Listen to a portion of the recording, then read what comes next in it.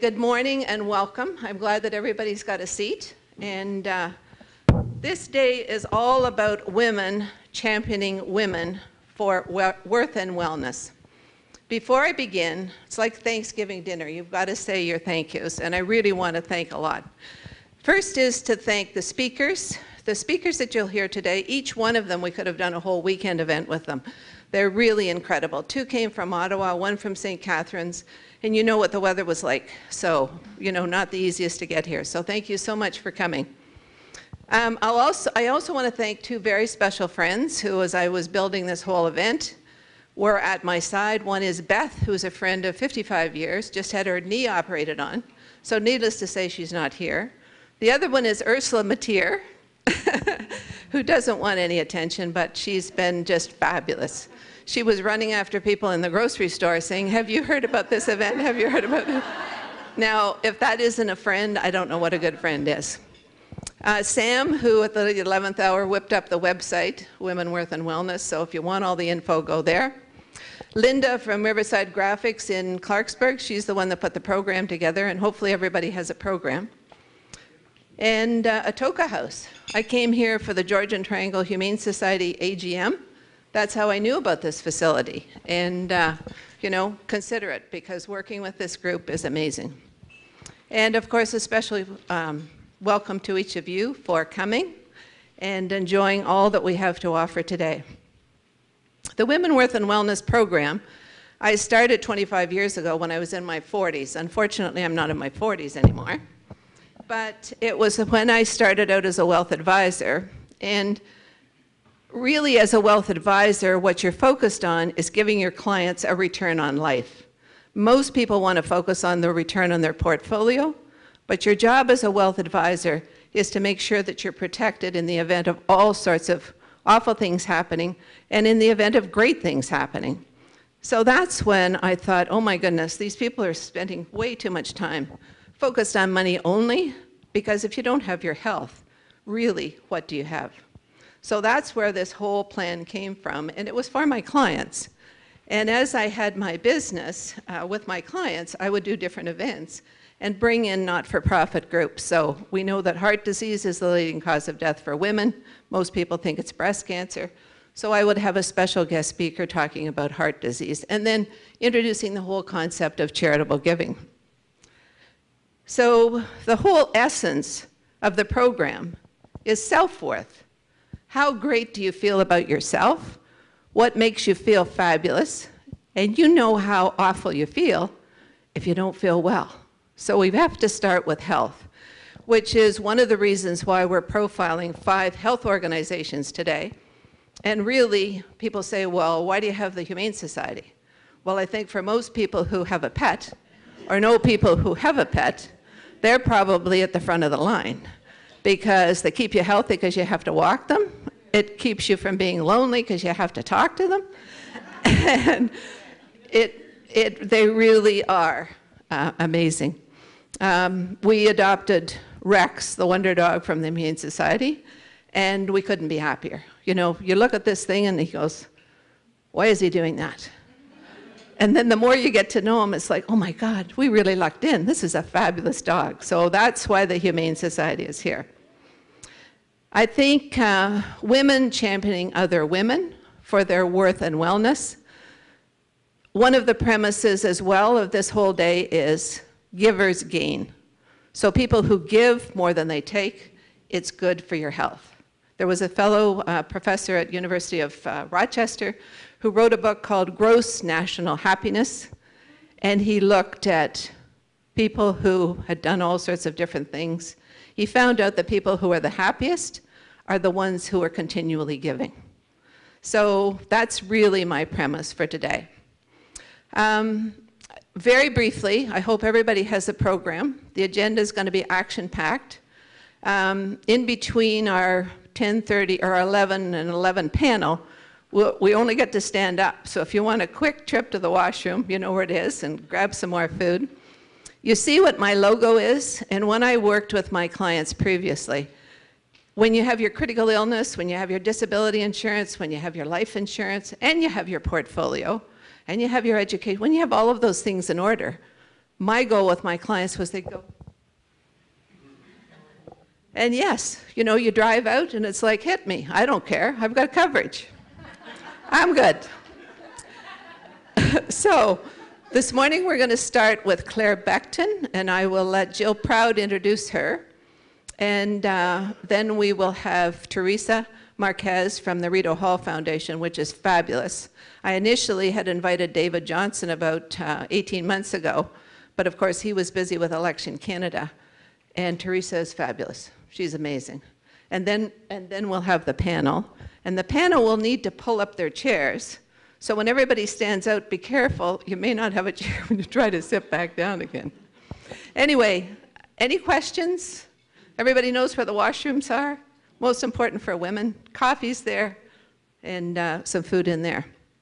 So over to Jill to introduce Claire. Come on down.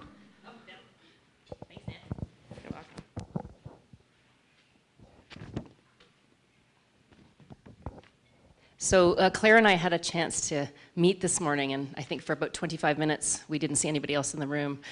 We just talked about women and leadership and entrepreneurship and the kind of engagement that's happening right now and how exciting a time it is for women.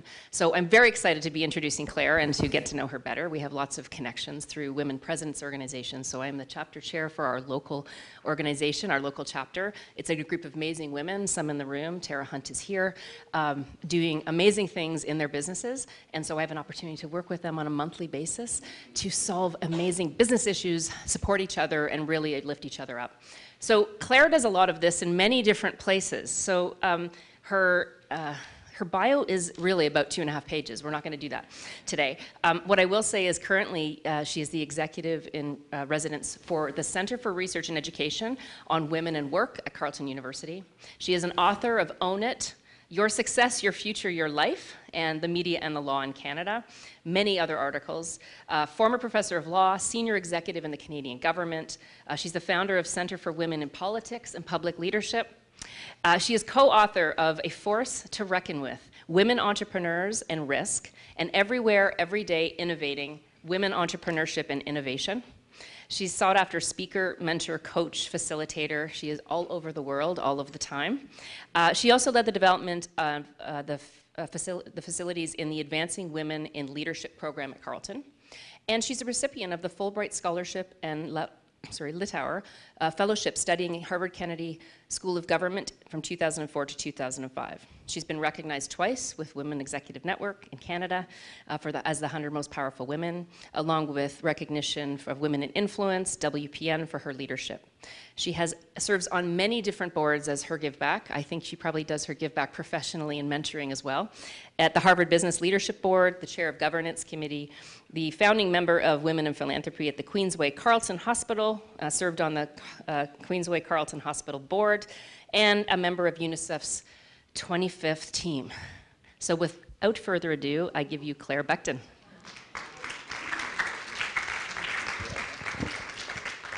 Have fun up there. Thank you, Jill. That was quite the introduction. I hate this light. Can we turn this light off? Because I don't need the slides and I don't need it in my eyes. But I'm so delighted to share my Saturday morning with an amazing group of women. I don't often accept Saturday events, but for Nancy and all the work she does, I was happy to come up here and do it. So she asked me to come and talk about women's leadership, because that is so important. And let me share the beginnings. It was 1999, and I was at that time, I was the Assistant Deputy Attorney General for Aboriginal Affairs at the Department of Justice. And I loved my role, but I found my energy was down. And I was talking to an Inuit elder who happened to be visiting us at the time, and he said to me, he looked at me and he said, "Your energy is down, you're not using your gifts." And I said, "What? Of course I'm using my gifts. I'm doing all of these amazing things. I'm running a huge operation. I'm doing all this stuff." But then I took a book and I went away for the weekend, and I started thinking what was missing. And I realized in our department we never talked about leadership. Never. It was always about management, and all my colleagues at that level were men. And so I came back and I started talking about leadership. And it was from that that it evolved into starting to understand as women how we can impact and be leaders. And that took me on the journey to where I am today. So what I wanted to do today was start with the why. Why? Why is it important to have women leaders? And I love the book by Simon Sinek. I don't know how many of you have read it, but it's Start With Why. But it applies to us as well. What's the why for women's leadership? Well, the self-evident one is we're over 50% of the population. And Michelle Obama said it so well when she said, no country can ever truly flourish if it stifles the potential of its women and deprives itself of the contribution of its citizens. And if you look around and you think about it, many decisions that are made impact women and children, and women aren't at the table. So women need to be at the decision-making tables, and they need to be heard, and we'll talk a little bit more about that when I talk about impact. Melinda Gates said, I tell my daughters to have their voices in the world, and it became clear that I needed to role model that. So women need to see themselves in leadership roles because it is a role model for other women. So that's another part of the why of women's leadership. And so then when we go from the why, we also have high-performing organizations have more women in their leadership, in their teams, on their boards. Whether it's, we have the actual statistics when it's corporate leadership, because you can look at return on earnings, you can look at profits. But in nonprofits as well, we know they do better when there's more women and diversity on their boards and in their senior leadership teams. And we also know that to reduce gender inequality is so important for the world. We know that when there's equality, GDP is better in every country around the world. And we'll talk a little bit more. So, okay, so that's the why. What's the impact of having women in leadership roles? Well, one of the first ones started with, it was in the 1990s, the federal government took a look around at their public service and said, you know what? We have a lot of women in the public service, but they're not in leadership roles, and we don't have enough women, and we don't have enough diversity. So they started an employment equity program, and they really focused on changing the way staffing occurred and the way promotions occurred, and focused on merit. So a few years ago, through my center, we did a study on what is the impact of that change of having women in the public service and having in more leadership roles. In the United States, the women or whoever is the sponsor gets their name on legislation. That doesn't happen in Canada unless it's a private member's bill because of the party system. So we couldn't look at that, but we interviewed over 26 women and some men, leaders in the organization, and what we came up with is women change the culture in the public service. It starts to become more inclusive, and that is so important because inclusivity is what we aim for in organizations today. The other thing we found is that women from different backgrounds were able to influence and add to decisions that wouldn't have otherwise come out the same. So there was a big impact of having women in these leadership roles in public service, and we were able to say that. And this report has been circulated around the world.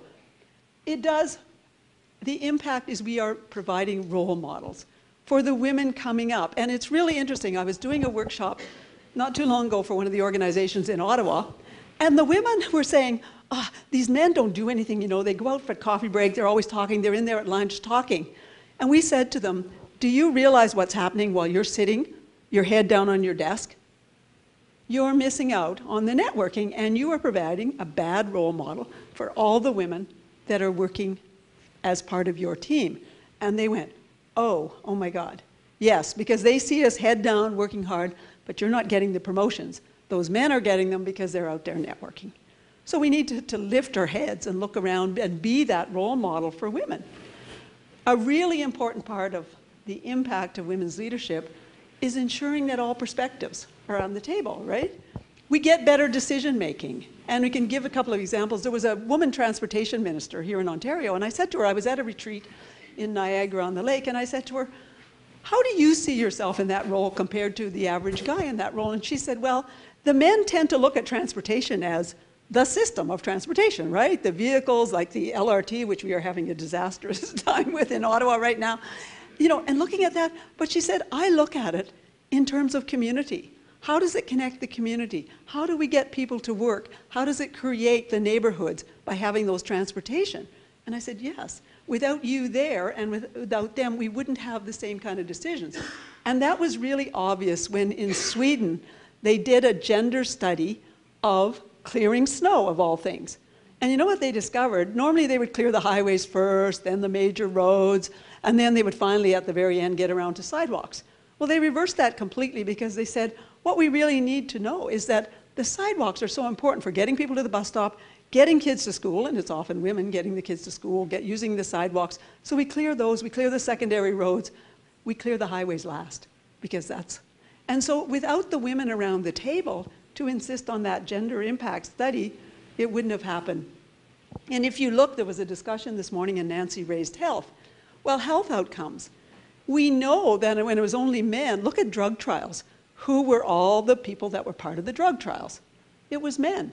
So then one day they say, when women are involved, oh, women's systems don't operate the same as men's. What a surprise. So some of these drugs that you've developed for men don't work very well for women. And that was key in heart health because they suddenly discovered women don't have the same symptoms with heart attacks as men do. So women were getting undertreated because the doctors wouldn't know what to look for. And that has had a dramatic change. And when you look at the number of women doctors now and the influence they can have, that's so important. The UN Sustainable Development Goals. We know that equality is one of them because we know that economies and societies are better when you have women participating equitably in both the economy and obviously in leadership roles. So these are many, many reasons why women's leadership has a major impact. And I see it every day in the work I do. So then you say, okay, that's great, Claire. How do we do this? How do you take this kind of leadership that's necessary and that all of us can be involved in? Some weird sounds here. Because when I look around the room, I think all of you are in leadership.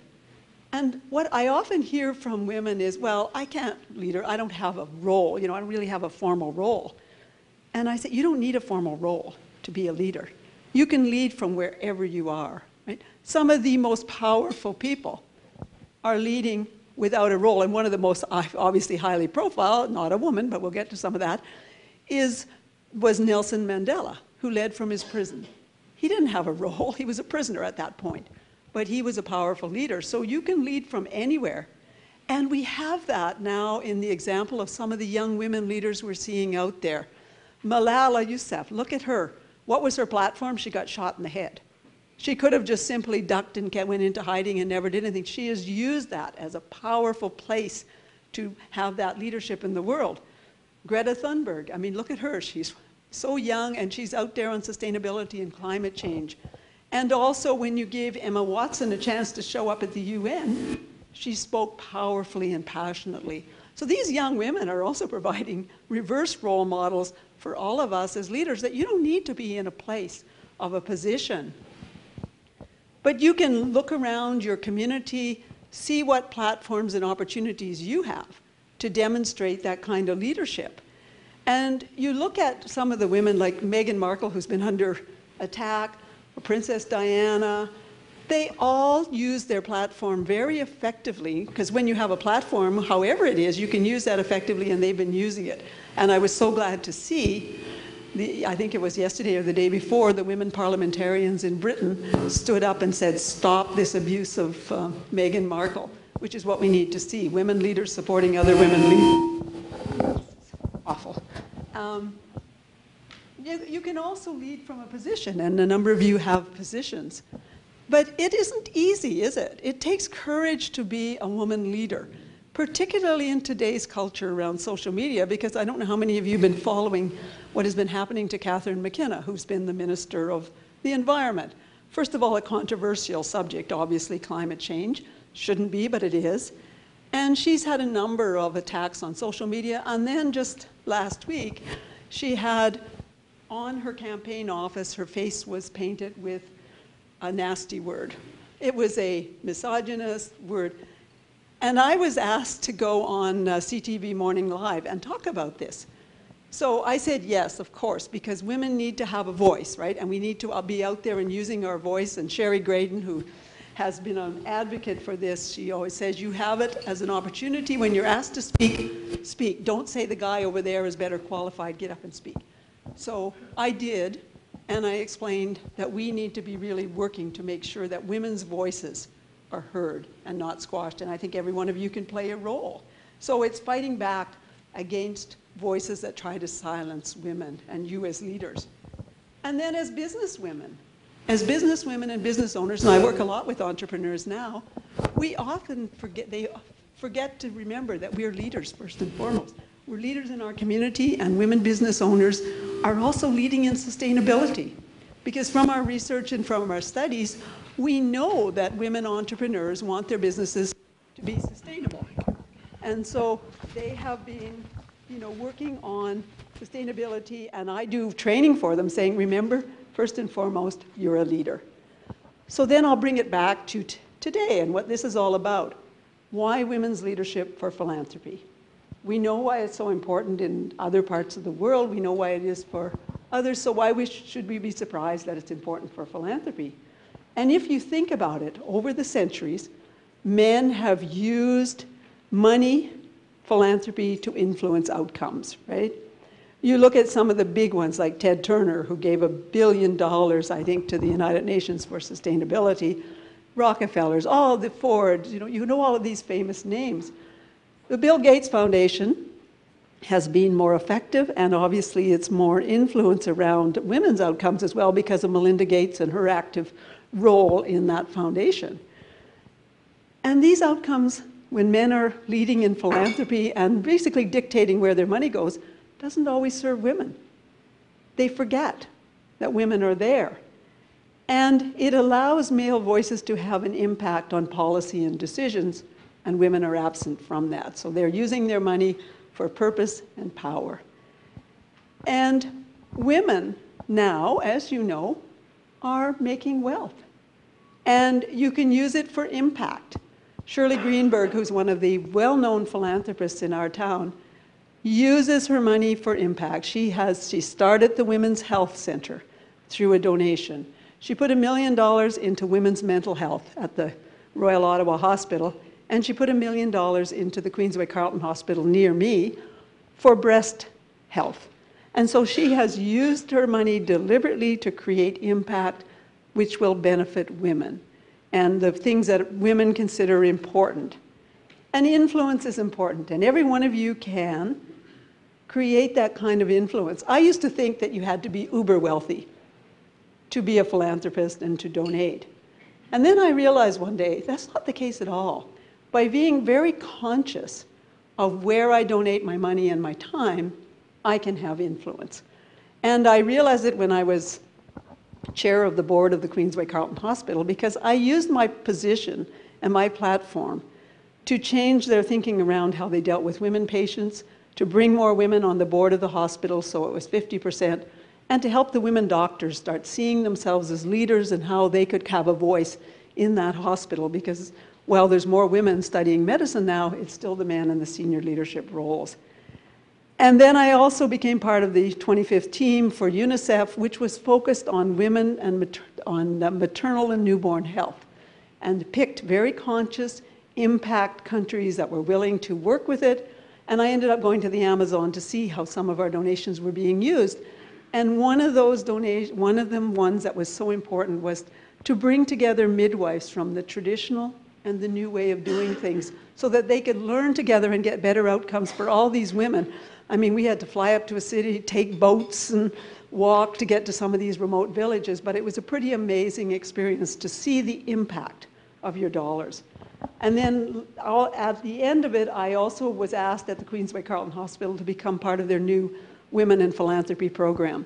So I became a founding member, and not only did I donate money, but I've been out there recruiting and using my leadership to recruit other women and bring them in and get them to understand that sense of the importance of women's leadership. So I guess my message today, and Nancy asked me to be concise, so I'm trying to do that, is all of you can have influence through your leadership. You all are leaders, and you can lead from wherever you are, and you can think carefully about your donation, whether it's volunteer time or financial, to have the impact that you want. With the Women in Philanthropy, on the 23rd of November, we will have 3 choices of how we use the money that has come in through that program.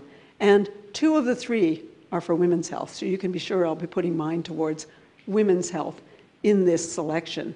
But so the ultimate thing is you can have impact wherever you stand, and it's so important for women to do that. Thank you.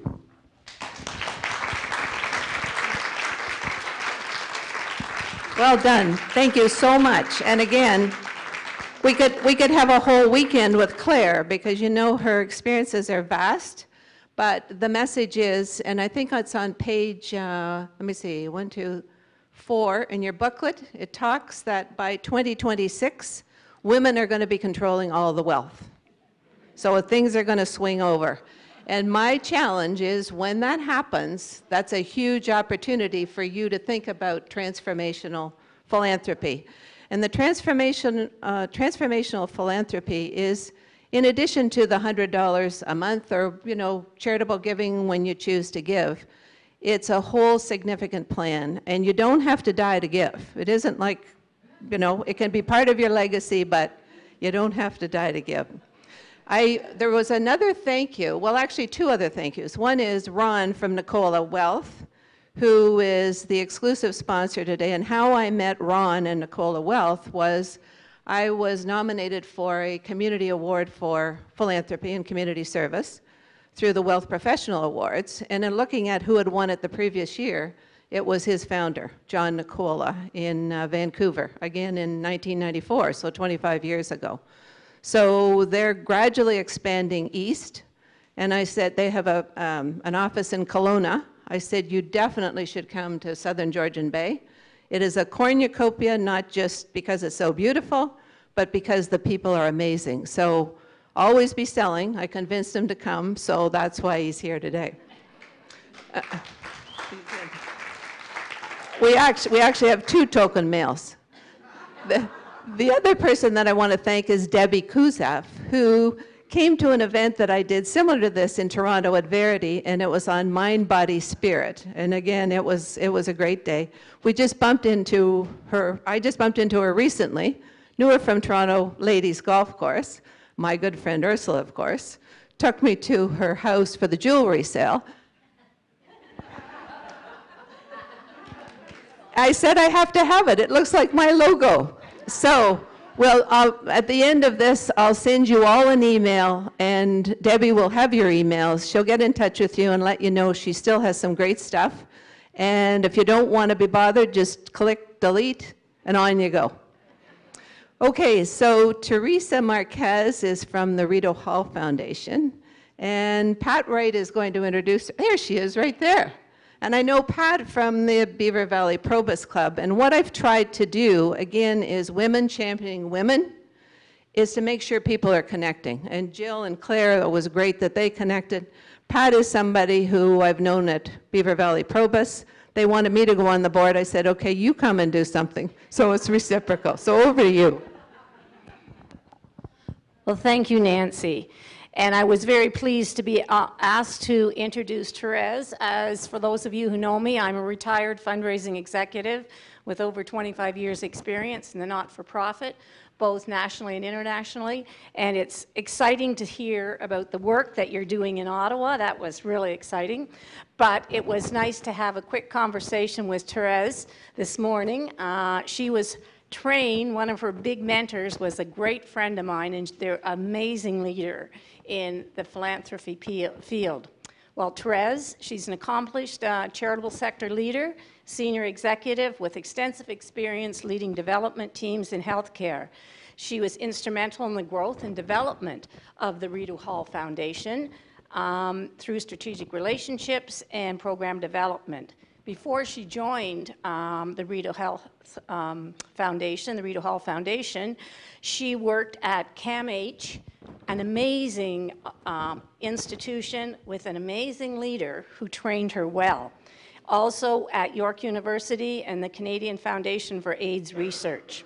She is very involved with her community. She is now current president of the Ottawa chapter of the Association of Fundraising Professionals. Great to hear that. And I'd just like to introduce Teresa Marquez. Welcome.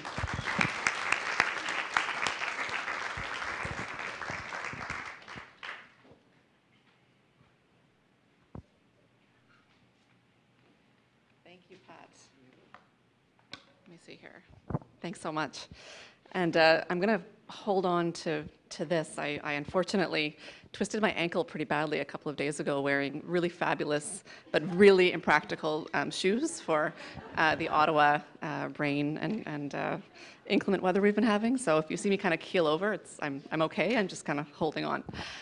So thank you so much, Nancy, for including me today. It's wonderful to be up here, and for Pat for the introduction. I've never actually been to Collingwood, but I can see that it's not only a really beautiful area, but just has such a thriving community of participation and leadership. So it's lovely to be here. I've titled my talk today, A Force for Good, Women in the Evolving Culture of Giving.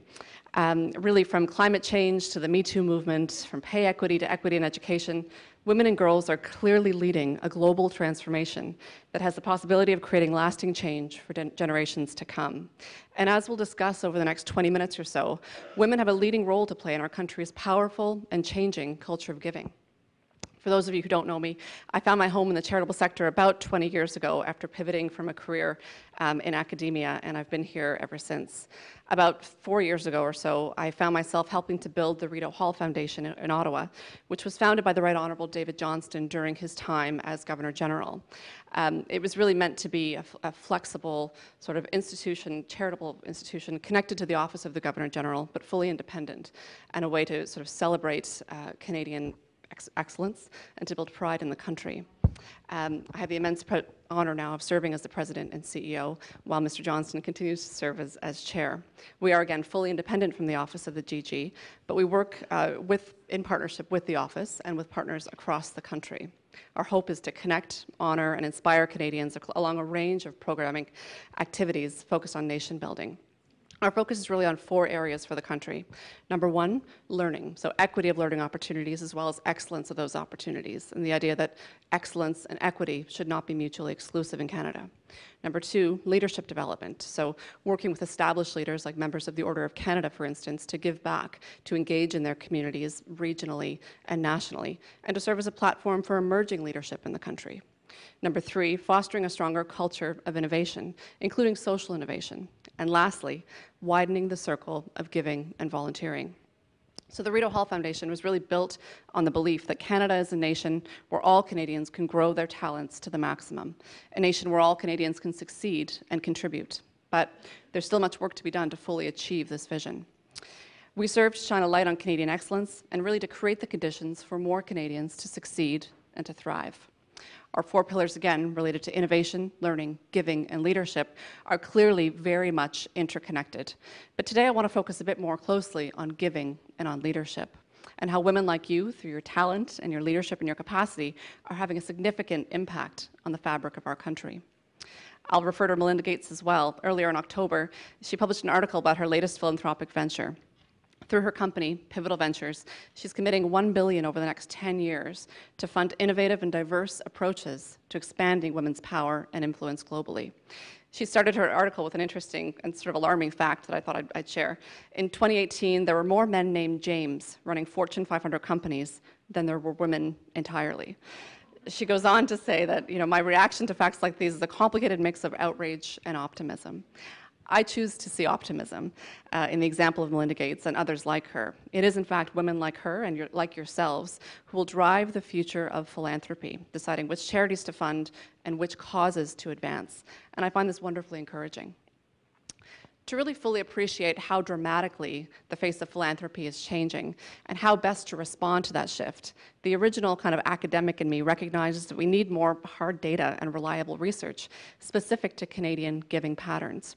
While certainly progress is being made, there is without question a gap in research related specifically to Canadian giving trends.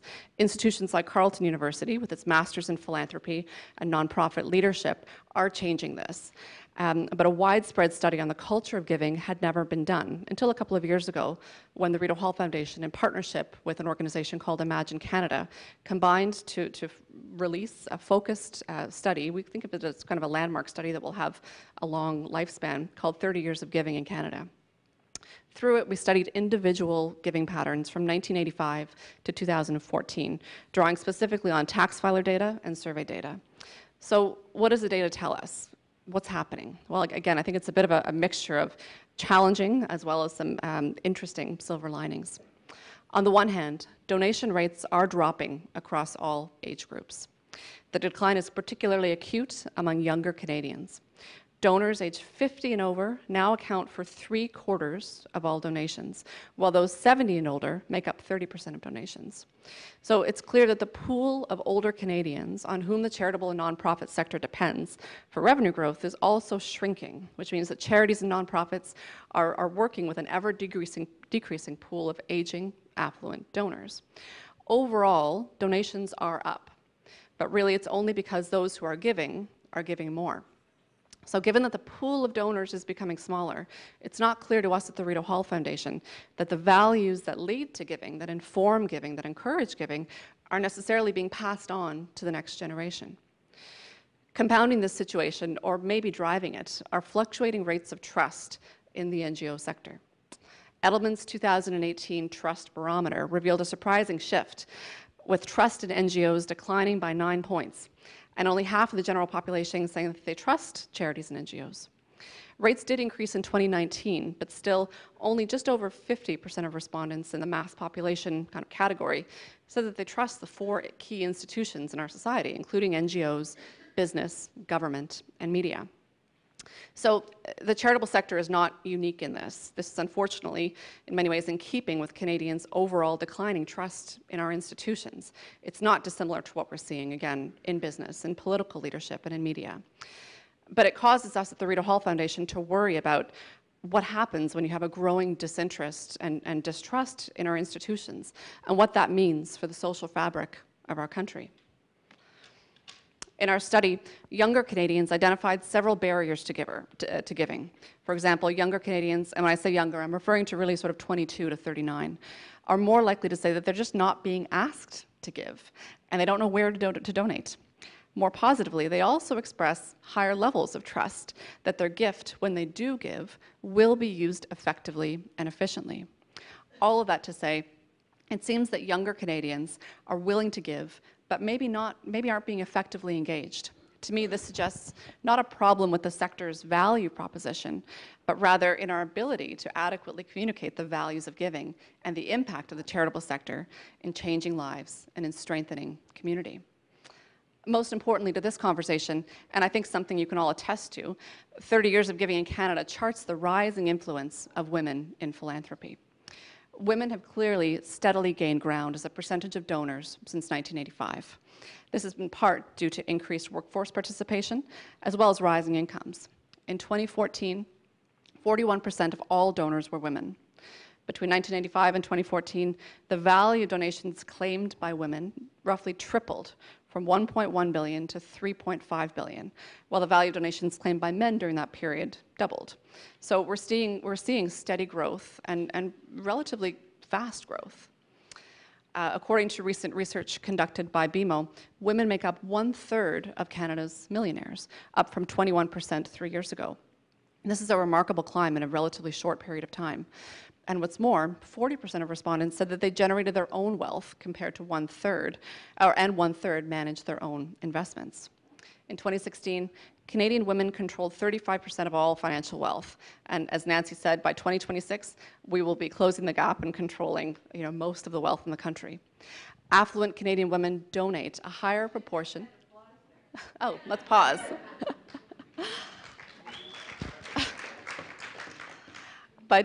Affluent Canadian women donate a higher proportion of their investable assets to charity than men. However, what's potentially discouraging, at least to me, is that 40%, and I know these are a lot of stats, but I find power in kind of numbers and what the numbers tell us. 40% of women working at major charities say there's less of an emphasis on engaging women as donors. And only 33% of women working at major charities believe that wealthy female donors are given the same respect as their male counterparts. This is not only shameful, but it's very insulting, both to me as a donor in my own personal life and as a charitable sector executive. Again, it could be seen as a failure of the sector to truly adapt to the changing face of philanthropy, both internally and externally, and a failure to recognize the power that female philanthropists have to share. It's also worth noting that this gender imbalance does play out as well in the hiring practices related to too many charities. Women make up the vast majority of charitable sector organizations, and yet the executive roles still are most often held by men. A recent study on compensation in the charitable sector, released by Charity Village, confirmed that while 67% of the professional roles overall are held by women in the sector, in organizations with revenues over $10 million a year, men hold more than about 65% of the senior positions. So the sector is dominated by women, and women are giving, and yet the leadership positions continue to be held by men. And again, I know that the sector is not unique in this regard, but it is worth pointing out as a potential systemic problem at play here. So the charitable sector is certainly at a bit of a tipping point. To survive, it must recognize that its primary audience is changing and adapt to that change. This becomes even more apparent when you consider the fact that over the next few years, many women stand to inherit twice, from their parents as well as from their spouses or partners.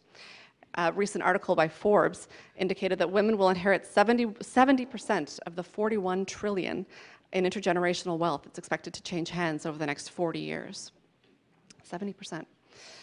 What's more, and again, to me it's truly exciting and inspirational, the philanthropic influence is likely to be amplified given that many women also play such key roles in facilitating the education and involvement of other family members in giving. In short, it's women who will not only control the wealth, but will influence future generations, hopefully encouraging a thriving culture of giving by passing down the values of empathy and caring. But this needs to be intentionally done.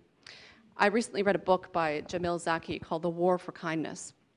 In it, he writes that our survival depends on countless people we will never meet, and we help people we will never know through donations, votes, and the culture we create.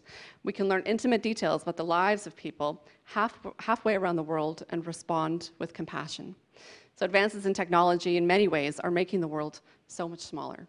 I offer you this quote because it speaks to another aspect of encouraging giving that I think is particular to women, and that is an intimacy for yearning and yearning for connection. Women tend to value long-term and open relationships with charities they support. Female retirees tend to agree that success in retirement is defined by giving versus attaining great wealth. This is confirmed by higher giving and volunteering rates among retired women against men. The majority of female philanthropists do extensive research before committing to provide charitable funding. With all of this knowledge and with all of this data comes power. So let's spend the next few moments talking about and imagining what the next 30 years of Canadian giving could look like and how that 30 years will be driven by women philanthropists and leaders. Even though women in the past have been left out of institutional philanthropy, this clearly doesn't stop us from becoming involved and from having impact, and in a variety of different ways. Giving circles, for example, where individuals pool resources together to donate to a charity they have chosen collectively, are becoming increasingly popular, especially among women. In a study in the US on giving circles, women made up more than half the group for 70% of the circles. Giving circles, at their most basic, are groups of friends, neighbors, and individuals with like concerns gathering together to learn about issues that interest them and pool money together to fund greater impact. Their rise of late has been, in part, attributed to the current dynamics related to fundraising, as well as the distribution of wealth in the US. In response to a concentration of wealth and attention towards men, many women have turned to giving circles as a means of aggregating impact. Giving circles may also be gaining steam at a similar time as other non-traditional fundraising methods like crowdsourcing or crowdfunding. But the notable difference is that giving circles seek coordinated efforts and group education as opposed to individualized giving. It's not just about the check that's being written, it's about the engagement that communities and giving circles represent. In the US, giving circles have engaged about 150,000 donors and have contributed $1.29 billion to philanthropy. The number of circles at the time of the report in 2017 had tripled from 2007. I started this talk with an anecdote by Melinda Gates, one of the world's leading and most generous female philanthropists, who specifically gives to issues affecting women, helping to propagate a powerful network of women leaders and future philanthropists. But there are so many more examples to draw from close to home as well.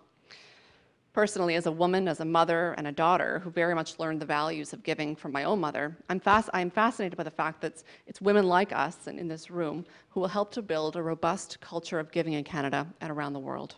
There's so much power that comes from working with causes that help to lift up the issues that we value, to help other women and younger generations to make a better world. I'd like to quote Sharon Avery from the Toronto Foundation, again, closer to home. When women have a strong voice in their homes and decision-making power over money, the health and well-being of the whole family improves. When women are elected in office, income inequality decreases and policy is more inclusive. And peace lasts longer while women are included in peace talks. In short, when women succeed, we all will win. I'm very inspired by organizations like Women Moving Millions, a group of 320 individual leaders, all women, in 15 countries around the world, who have each made a minimum $1 million commitment to organizations and initiatives benefiting women and girls. They say, together we represent a new era of resources by and for women, using the power of our voices and our influence to inspire others and to invest with a gender lens. The Toronto Foundation, for instance, recently launched a new collective impact project to encourage more women in philanthropy and to improve the conditions for vulnerable women and girls in Toronto. This is clearly an approach that is gaining steam. At the Rita Hall Foundation, we're very much aware that Canada's culture of giving needs to be nurtured, and we worry that it's at risk. Days like this and the conversations which emerge by women coming together are key to fostering a more intentional and robust culture of giving in Canada. A key objective at the RHF, as I mentioned at the outset, is to widen the circle of giving in Canada by reinforcing giving as a fundamental Canadian value, one that depends to some extent on another intrinsically important value, we believe, which is empathy. Most of us understand that empathy is all about our capacity to care, to feel what others feel, to be able to more than understand another's emotions, but to actually be affected by them, to laugh when someone else laughs, to cry when someone else cries. Many believe that we're in a period where empathy is in the decline, because it really depends on a human connection. But are we naturally empathetic, or is empathy something that can be taught or nurtured? I believe it can be nurtured and taught and encouraged, and this is work that the RHF will be taking on in the year to come to really bring empathy into the classroom, starting at a younger age. But empathy alone is not enough. To be truly effective, people have to be able to shift from feelings of empathy into action. Empathy alone doesn't necessarily translate into meaningful action. As Shannon Watts, the woman behind the grassroots anti-gun lobby in the US, says in her book, Fight Like a Mother, which is a great title, whatever is pulling at your heartstrings, go with it. Those intense feelings aren't meant to torture you or to make you feel disempowered, but exactly the opposite. Any heartache you may be feeling about where the world is headed means one thing. It's time to go from outraged to engaged. With that in mind, the Rita Hall Foundation, along with many of our partners and stakeholders, is working on some exciting initiatives that will hopefully speak to today's active philanthropists, as well as the givers of tomorrow.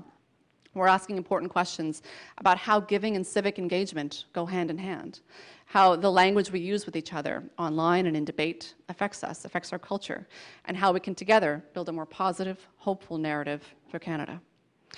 We're doing this in a few ways, by investing up to $3 million annually in the North through programs like the Arctic Inspiration Prize, fueling new projects led by Northerners for the benefit of the North across physical health, mental health, environmental sustainability, food security, education, language, and culture.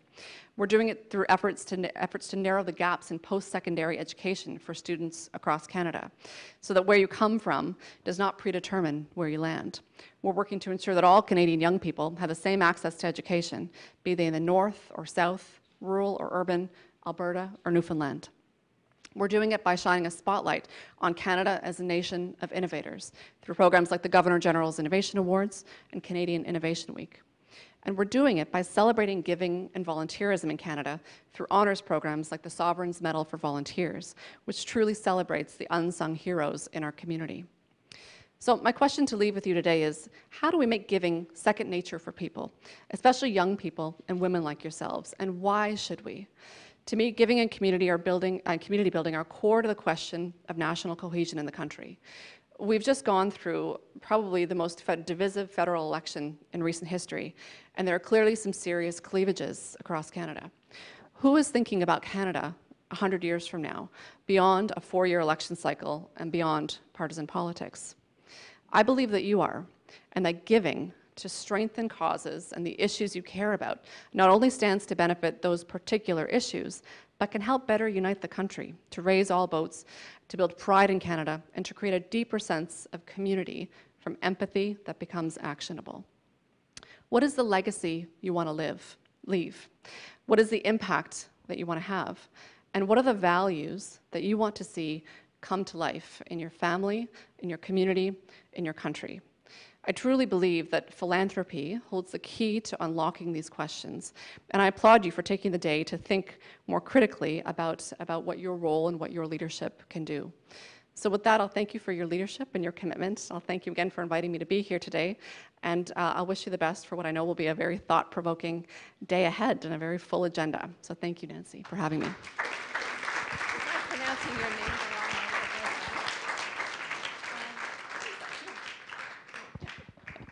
I just said, was I pronouncing your name the wrong way the entire time? It's like, whatever. We're all here. We're all together. Very good. Okay, I have good news. And the good news is that the over 100 crowd is growing in leaps and bounds. And guess what? 82% of the over 100 crowd is women. Now, the one thing you don't want to have when you're over 100 is Alzheimer's. So what do we need to do now in order to ward it off? And again, as I look at my logo, look at the worth and remember self-worth. And self-worth is all about how do you feel about yourself. And you want to feel great. And in order to feel great, you have to have your health. So while these ladies pull up their chairs, we get Roz organized to be the moderator.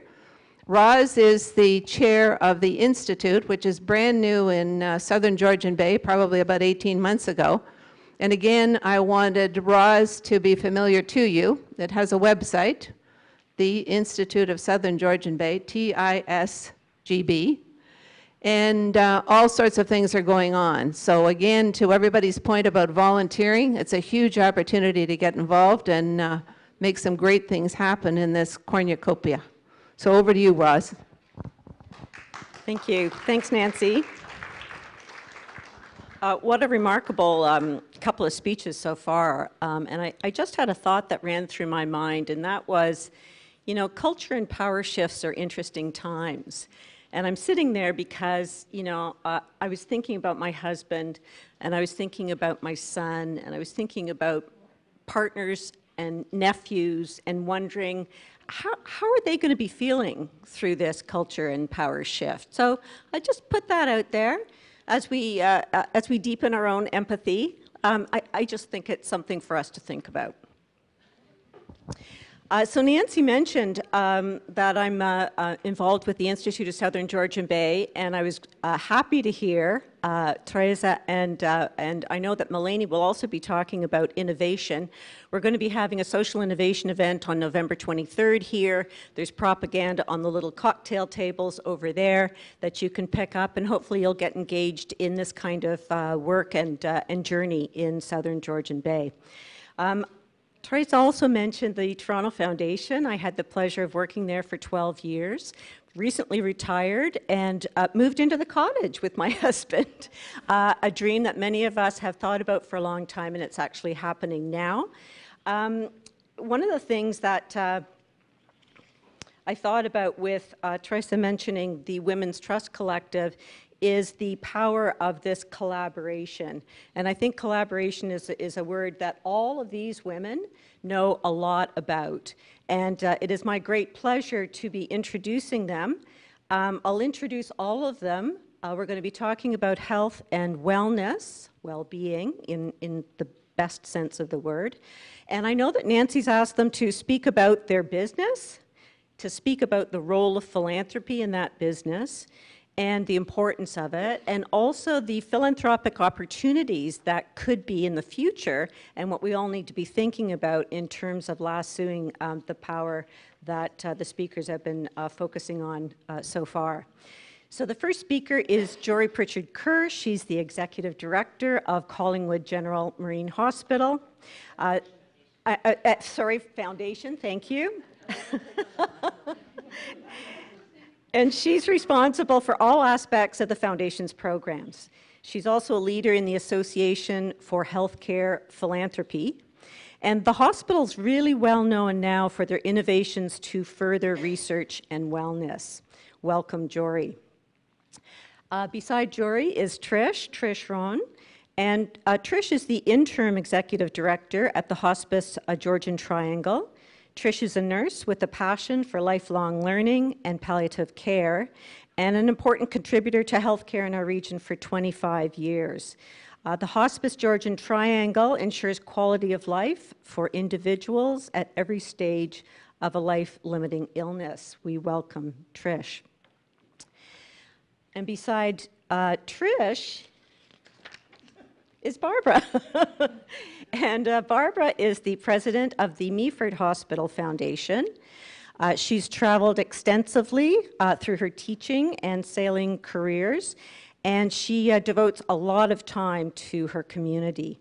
Presently, she is a director on the Meaford Hospital Foundation, volunteer at Meaford Hall Foundation, fundraising and educational co-chair for the Meaford Refugee Welcome Group, and is a member of the Stakeholders for Syrian Refugees Committee. We welcome Barbara. And beside Barbara is Sharon. And Sharon Calway is the chair of the Alzheimer's Society of Grey Bruce. Her experiences include careers as a nurse, entrepreneur, and public health advocate. She's also committed to community service and has served on a number of boards focused on the challenges of aging, elder abuse, and hospice work. Oh. She's not feeling well, but introduce her so people know who she was. Right. Yes. Kelly O'Neill is the development manager at the Georgian Triangle Humane Society, a certified PR and communications professional with a specialty in fundraising.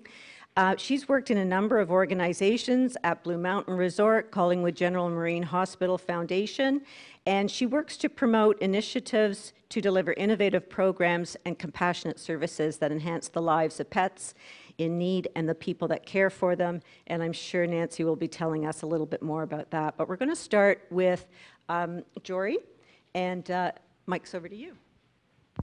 Thank you very much, Roz. And Nancy, thank you for putting this together today. It's a wonderful opportunity for women to get together and share information and to learn. I'm going to look at my watch, 11:01. We have 5 minutes each. Okay. You're not going to do one of these? Wonderful. How many of you have actually experienced the Collingwood General or Marine Hospital? Oh, okay, quite a few. Well, that's wonderful. I hope it was a good experience. Collingwood General Marine Hospital is actually an acute care hospital that serves the communities of Collingwood, Wasaga Beach, Clearview, the Blue Mountains, and parts of Grey Highlands. We are basically responsible for the care of both our residents and our visitors to the area, so you can imagine the fluctuations that we may have over weekends, especially Family Day weekend, busiest of the year for us. We're the major trauma center for South Georgian Bay. We see about 37,000 emergency visits a year.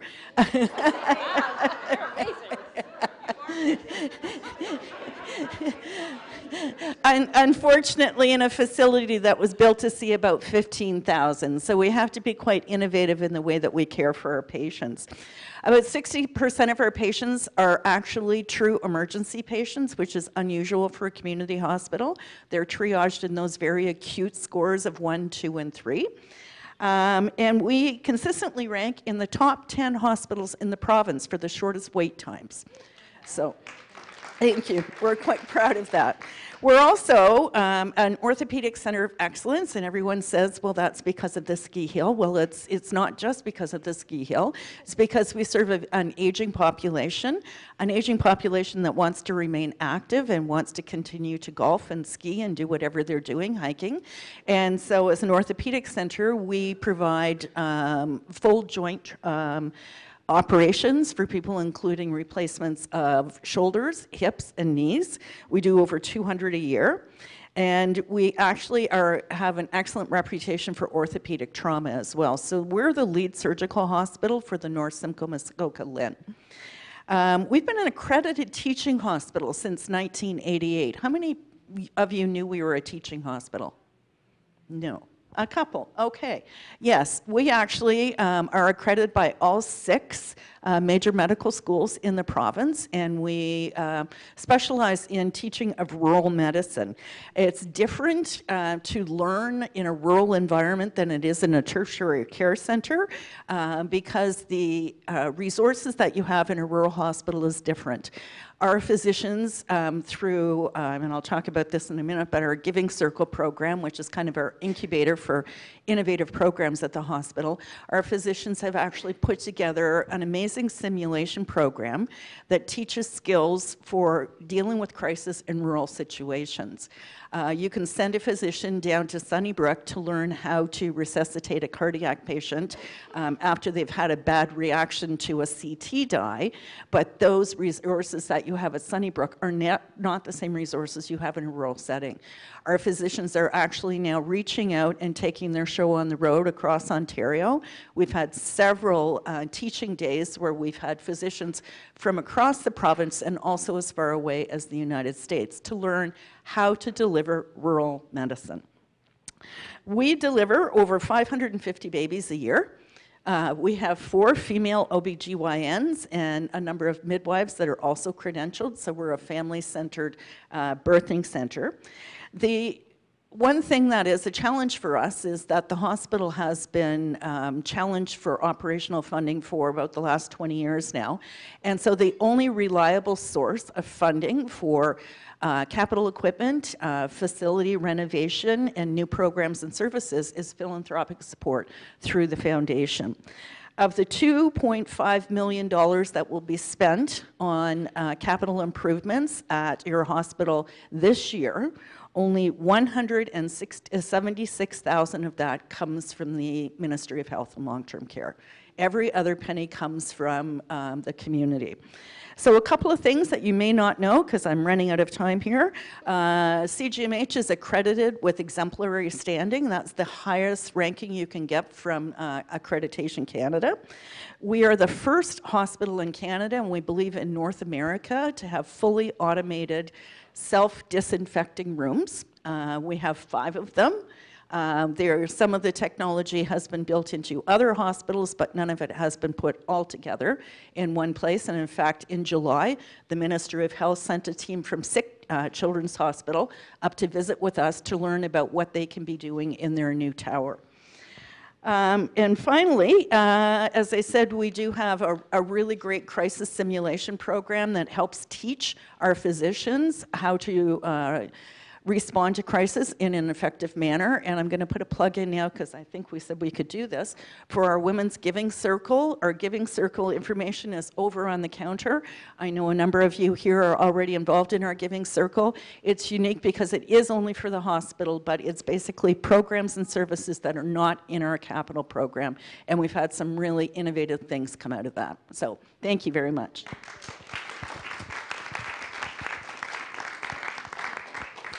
Hi there, I'm Trish with Hospice Georgian Triangle, and I'm pretty new to this role. I've been the interim executive director since July. Talking historically about Hospice Georgian Triangle, it was a grassroots organization that was started 32 years ago, and it was entirely volunteer driven at that time, and they did in-home visiting hospice for people who were at the end of their lives.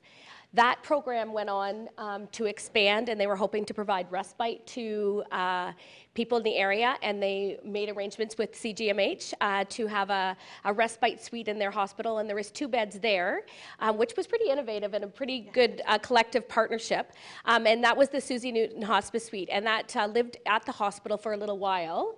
And then that also was moved on, and the new Susie Newton Suite moved to Sunset Manor. And it was always the dream to have a residential hospice, but the programming that people, now that we have Campbell House, certainly I think people are aware of Campbell House. We've had about 800 people through our doors since we opened in 2014, but we have these wonderful programs out in the community as well that I'd really like to highlight that that our volunteers really are the backbone for going in and providing support to families, making sure that sometimes people can get out and just go grocery shopping, you know, or get out of the house for a little while and spend some time with the client that maybe can't be left alone. We have some wonderful bereavement programs.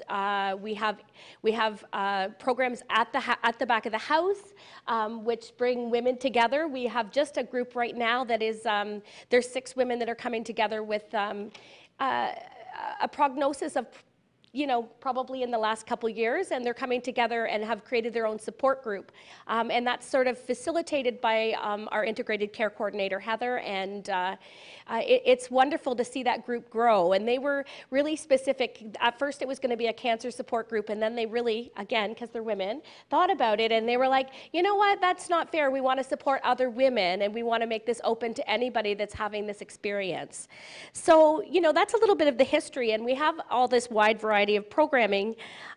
We have had so far this year 12,000 volunteer hours being delivered in our residence, you know, anywhere from filling our bird feeders outside, which is a big, huge deal, to the residents that are laying in that bed watching people, you know, watching the birds eat, or the squirrels, or whatever other critter can climb up that pole to get to that food.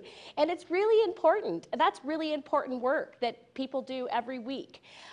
We have, generally, there's a lot of women attached to Campbell House because we, you know, the lion's share of our volunteers are women.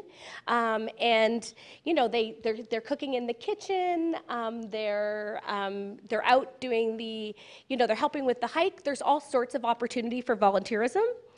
I think that it's fundraising and volunteerism and philanthropy for hospice is everything, because we rely on over 50% of our operational costs come from fundraising. We get a signature amount of money from the LHIN every year to operationalize our residents and to help us provide those community supports. But when we start to have a new program, or if we want to have a new program, we have to sort of make some decisions about, you know, how are we going to manage that.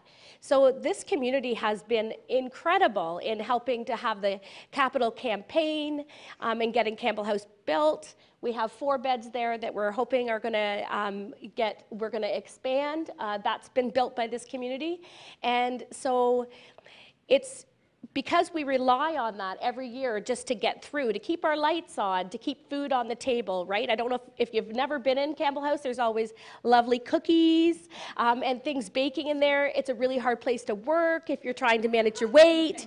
But it's really, you know, it's a joyful place. If you haven't had a chance to come through and see it, I would encourage you to. And we just rely so much on the generosity of this community in order to keep us going. So we want to say thank you for that. And I think that's all. All right, thanks. Wow, you've got so much enthusiasm. You've got me excited. I just started bouncing around in my chair. Okay, yeah, no more hot flashes. Okay, so I am Barbara Little, and I'm from the Meaford Hospital Foundation, and I've just taken over the chair of our foundation. I was a director for 4 years, and during that time, I was responsible for fundraising on our foundation. How many of you know that there is a hospital in Meaford? Oh. And, you know, I'm asking this because when I was talking to Nancy, she actually mentioned to me that there are people in Collingwood who don't know that there is a hospital in Meaford. We belong to Grey Bruce Health Services. We are one of the 5 support hospitals that are the junior members, I guess, of the Grey Bruce Health Services family. Our regional hospital is on Owen Sound. We also are part of the team of Markdale, Owen Sound, Southampton, Lions Head, and Wyerton. So collectively and collaboratively, we work together to bring to fruition the wish list of what goes on at our regional hospital, as well as looking after our own responsibilities. As likely most of you know, the government pays for salaries in the hospitals and the bricks and the mortar. But after that, when something breaks in our hospital, it is the public that has to pay for those things. We are right now in the midst of supporting a major campaign at the Owen Sound Hospital for a new MRI. We've been fundraising as part of this collaborative team for over 3 years, and the cost of this new MRI is over $4.7 million. So for a small hospital in a small town, we bit off a big chunk and we said, yeah, we're in for this, and so are the other hospitals. And so we are close to donating over $300,000 presently. And hopefully the new MRI, which is very important to our region because there is no MRI in the hospital in Collingwood. So if you need an MRI, you need to go to Barrie or to London or another bigger centre hospital. Our fundraising is paramount to what we do. It is our mandate. We have to look after upgrades to our hospital. We also, we employ in our community 80 individuals who are either on our board. We are a board of 12 people who are volunteers, and we have the rest of it is made up of friends of our foundation and our hospital auxiliary, and there are about 80 of us, as I said, who contribute to our fundraising needs. Last year, we ran over 6 programs. Starting in the beginning of the summer, we had a summer solstice at Laura Bay. We are now reaching into the outlying areas around Meaford because our hospital is the hospital that Laura Bay and Thornbury needs vitally beyond Meaford to be there for them as well. We raised at our first annual, what we hope will be an annual event, $78,000 in one night. Wow. A month later, thank you. A month later, we hosted the 23rd annual Harbour Walk Run, at which time we raised $108,000. And that was our biggest success. The first year we held it, we raised $4,000. That part of the reason that we were so successful this year was because we had a transformative donation made to our foundation, in the sense that we are now finding that our donors want to know where their money is going. They don't just want to write a check. They want to hear what their money is being spent on. We had a very generous donor who gave us $25,000 and matched as a match for another $25,000 that was raised. That money went to mental health in Owen Sound. And as we all know, mental health is a leading issue in our communities beyond our surgical and our health needs. So we are really trying to reach out and to improve that. We also had an amazing race this year. Our executive director began that. Mm-hmm. We have service groups who contribute to us, the Lions, the Kingsmen, the Rotary. The Georgian Bay Club is phenomenal. They have pledged to us millions of dollars in the time that we have been set up as a foundation. This year, they have given us over $150,000. And that money could easily go to Collingwood, but they think of us as a member of our community in a very thoughtful way, so we really appreciate it. My favorite donation is this one. Can you hold that for me? This comes from the Bank of Bobby's daycare. These little kids in Meaford held a bake sale and came over to the foundation with a check that they made out to us for $215. Yay! Isn't that amazing? Yeah, so we have incredible pride in where we get our money, and we value the members of our community who support us. I see Marion sitting in the back. When I go to Thornbury and I walk up and down that street in Thornbury, and if you've been there, you know that almost every business person in that community is a woman. Yeah. And it is phenomenal what those women give to us. We rely on them for silent auction items, and they are willing and just absolutely so generous with us. So I thank you. Thank you.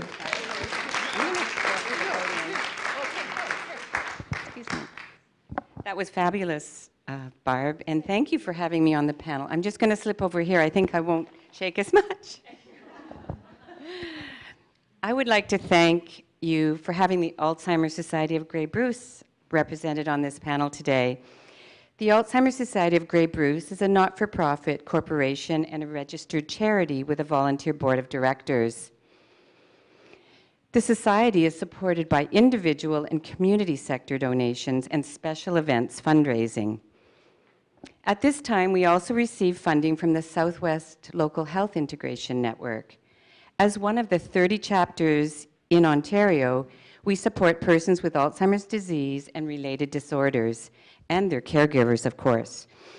We presently serve 1,000 clients and their families, but we realize that this number is only about 1/3 of the people who presently live with this disease in our area. We recognize that we have a lot of work to do to reach the remaining 2,000 people who have not yet been diagnosed or receiving any treatment. There's a lot of stigma with this disease, and we all know that. Our vision is to support and empower all those living with and impacted by the disease. Our mission is in turn, is to reduce the personal and the social impact of dementia while promoting research, a very important factor. In other words, to hopefully live in a world without dementia. Can you imagine that? By finding a cure, and in the meantime, raise awareness on how we can prevent dementia or slow the disease and provide quality care and services.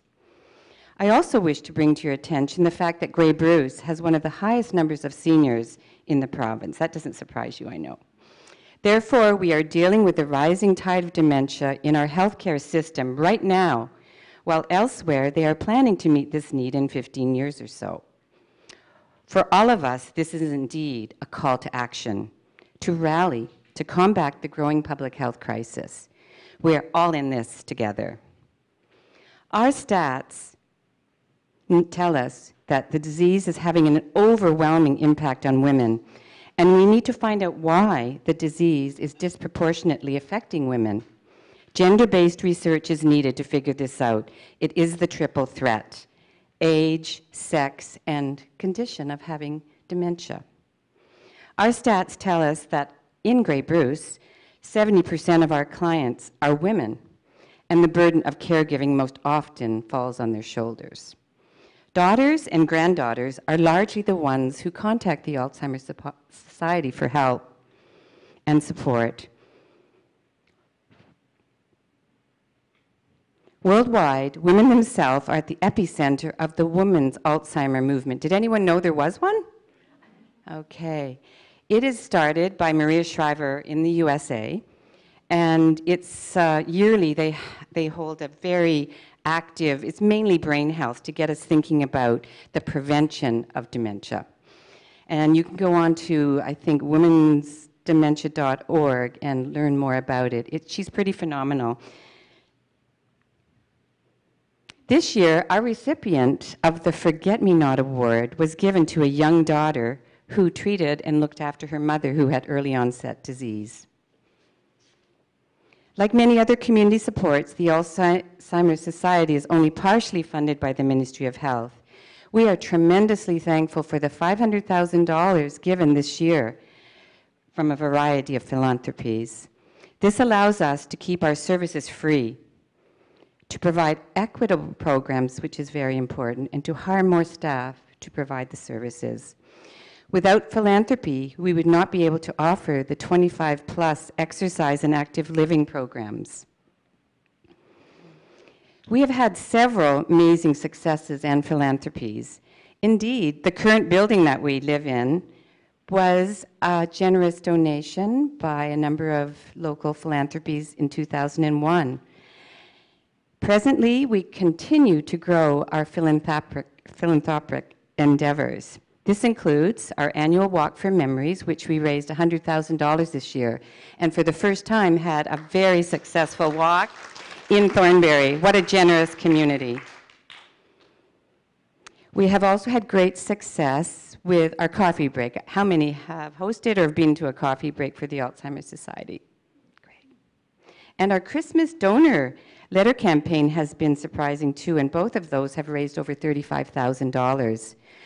Our planned giving programs continue to grow, with many people leaving securities and other assets to the Alzheimer's Society of Grey Bruce in their estate plans. Presently underway is our campaign to locate a new office in Owen Sound. This plan will include partners in both the brain health and senior sectors to form a real community hub. So that will make it easier for families to find us and to get all the supports that they need in one place. We know fully well when we find this new location, we will need the philanthropy of our communities and their goodwill. As we go forward, we are trying our best to individualize and personalize philanthropic giving to make it a process to suit the needs of our donors. Whether this is a monthly gift, a once-a-year gift, an estate donation, or an event donation.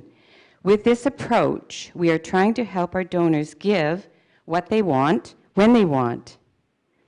That's what I wanted to tell you this morning about us, and I look forward to working with our community partners in the future to help combat this disease. Thank you. I know that Nancy's going to be fielding your questions. I just wondered if I could ask sort of kick-off opener question. Oh, and now we have Kelly. Thank you. Thank you, Kelly. Oh, I have the microphone. You completely blew my mind. Hi, I'm Kelly from Georgian Triangle Humane Society. I wish I was as young as she is. Anyway, I wanted to say a couple of things, though. Collingwood Hospital, I was just there for a breast scan, and I said to Jory afterwards, I'm a member of the Giving Circle. I put on the gown, and it was like, oh my God, this is so nice. It isn't one of those flimsy things that doesn't do up, with tatters. It was lovely, heavy cotton, and big enough that you could wrap it around so you're not mooning anybody. And the technician who looked after me was young and delightful, so what a positive experience. I haven't had an experience at hospice yet, but who knows? And Meaford Hospital, my husband's been there a couple of times, with bronchitis or whatever. And always fabulous, always fabulous. And again, Alzheimer's have an experience. What was your name again? But the women are so much more likely to get Alzheimer's. I don't know why, but we all know we live longer. So the more we can understand how to prevent it, the better. Anyway, let me tell you about the Georgian Triangle Humane Society. Thank you for inviting us to this important day. I love working with philanthropic people like you and focusing on my work on wellness initiatives in the community. Today I'm going to share some stories and information with you, but mostly I want to hear more about you and address any questions. I think my own personal story shares the connection that I have to this cause and illustrates why pets and people thrive together and are the foundation of our very healthy community. I'm a single working mom with a 6-year-old daughter, Audrey. This past February, Audrey and we welcomed Wilson into our home, and I have to say, home has become a much happier place. Wilson is a rescue dog, a little lab husky from Black River, Manitoba, where efforts are being made to control the population of street dogs.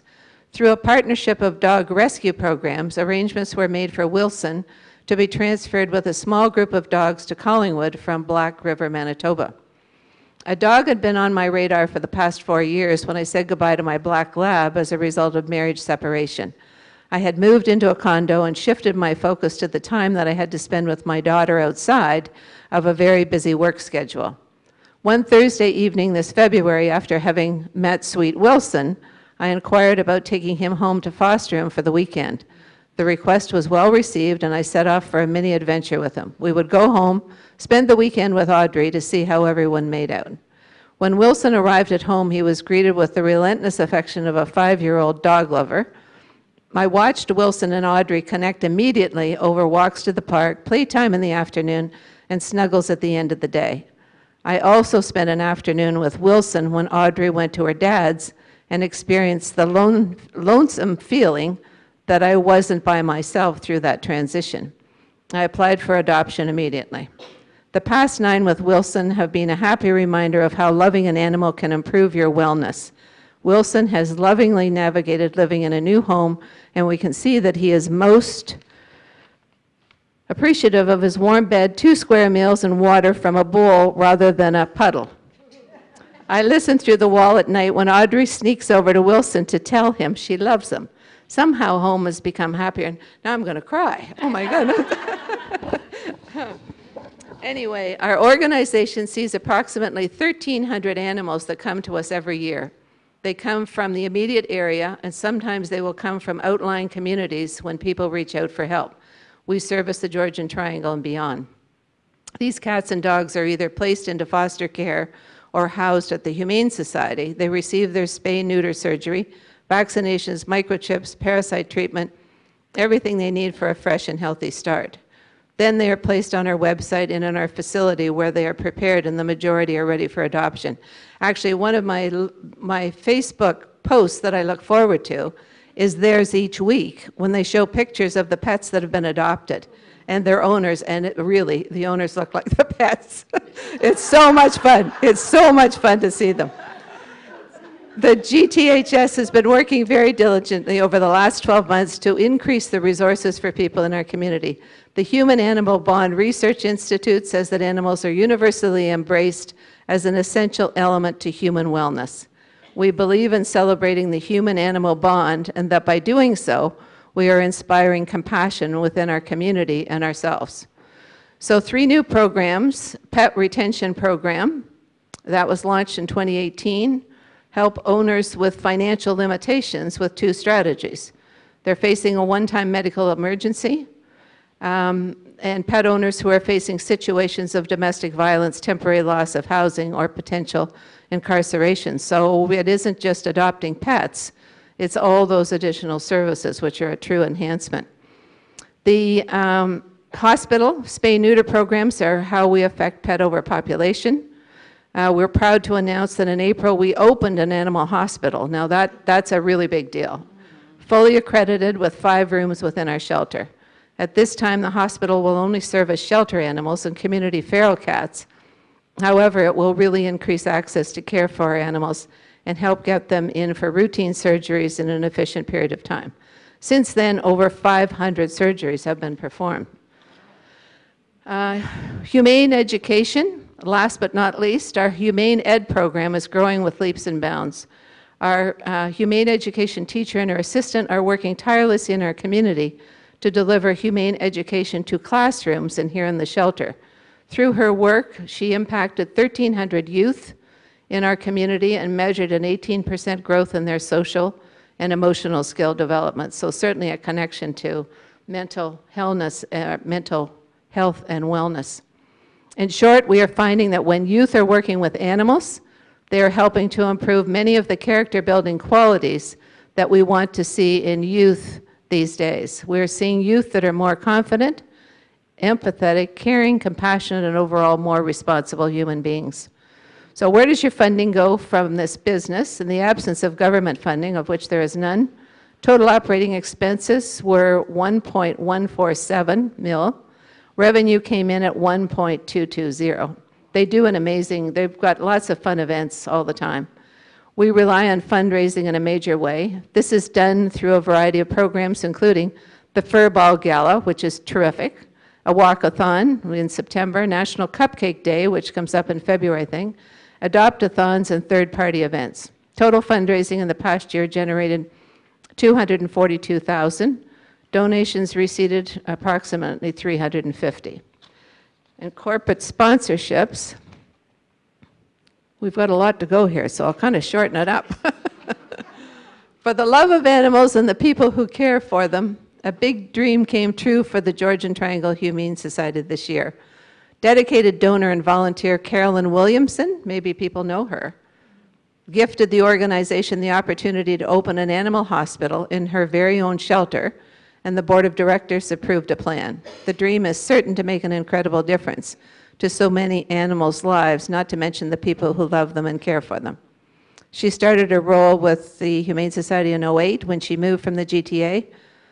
Carolyn's relentless commitment and determination led her to become one of our strongest voices for humane cat care. Only in my wildest dreams would we get to where we are today, she tells us. This is really a dream come true. So Carolyn's gift to the hospital shelter made a significant impact on the future of animal care in our community. In 2019, the vision for a new hospital will become a reality because of donors like Carolyn. And thank you for support. Trish, one of the stories that I thought was amazing was one of your patients who wanted to have one last trip to Wasaga. Yeah. Tell that story. So that's a joint story. So that's a joint story between Hospice Georgian Triangle and the Living Wish Foundation, which is a new foundation that's in this area that grants small to medium-sized wishes to dying patients. And so in this particular case, there was a lady in our hospice, and her wish was, she was bedbound for the most part, and in her last probably month of life, and her wish was to go to Wasaga Beach and put her feet in Georgian Bay one last time. So our medical director at hospice also has to be one of the co-founders of the Living Wish. So they, between the two organizations, sort of organized for her to be able to get there, have some nursing support while she was there, and get her toes into Georgian Bay. And she said it was like heaven if you saw the broadcast, right? Yes, and her family, her daughter and her granddaughter, and they were all there. It was a pretty beautiful moment. And at hospice, those kinds of moments happen all the time. It's sometimes the simple things like having a party or making it to a party, you know, that's coming up. So it's those real moments. In hospice, it's day-to-day living, right? It's focusing on today and on quality of life, and that's what we're able to provide. So thank you. Yeah.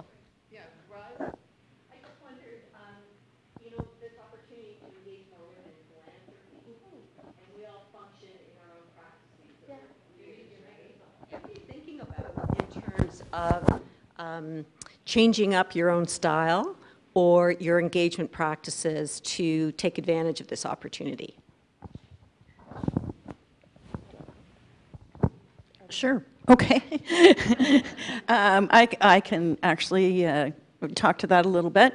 I think one of the things that we've found is that, and I think Barbara talked about this a little bit, is that women in particular really want to see impact, and they want to know exactly where their gift is going to go and how it's going to be used. And once that gift is given and implemented, they want to be able to feel the impact of that gift. Our giving circle, we have about 92 members, I think, in our giving circle right now. And I referenced the fact that it's our incubator for new ideas. So Nancy talked about the specially designed mammography gowns. Our entire simulation program has started through the Giving Circle. We also do things, for example, this year we are funding a palliative care training for our nursing staff, so that as people wait to be able to go to hospice, we can give them that same sort of care. But I think it's really important that women take the time to speak to the charities, to learn about the charities right from the grassroots. You know, how is your money raised? Where does it go? What type of expenses do you have to support your fundraising efforts? And overall, what is the impact?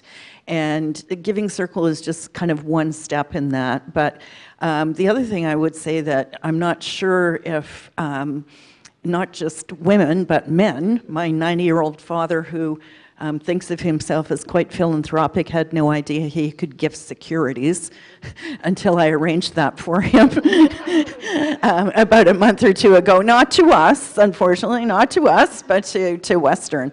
So I think it's really important that charities are open to be able to meet one-on-one and take the time to meet one-on-one, particularly with women who want to really understand what's happening and where the needs are. We have, you know, what some people might call a wish list of $2.5 million worth of equipment this year. It's not actually a wish list, it's a list that we can't do without. Sometimes it includes fixing elevators. $350,000 is going into our new patient food service program this year. But really, we want people to come and talk to us about what their vision is and find a way that we can match that vision to what is needed for our patients. Do you have any comment on the new hospital? Sure. Well, one thing I'd like to say is that, if you haven't been into the hospital yet, I would invite you for a personal tour. You just have to call me. It's very hard to see by the ugly front doors. There's some amazing groundbreaking stuff going on inside the hospital, and that has really happened because we have been so constrained by our space and the age of our facilities. So our physicians think outside of the box on a regular basis and come up with some really great things. But so we've been forced to be innovative, which I think is actually a good thing. So back to the new hospital. We are in stage 1 of a 5-stage process with the Ministry of Health and Long-Term Care. We are waiting. We have been told by the government to expect a visit from the Minister of Health in the fall. I'm counting this as fall. And we knew that it wouldn't happen before the federal election was over, but basically you have to have approval of each stage. So stage 1 looks at our programs and services and our patient populations, and then we're required to project those out, 10, 25, 35 years so that the government understands what our needs are, not just today, but 10 years out and so on. So we have had back and forth with the Capital Branch. We have a very close relationship with them.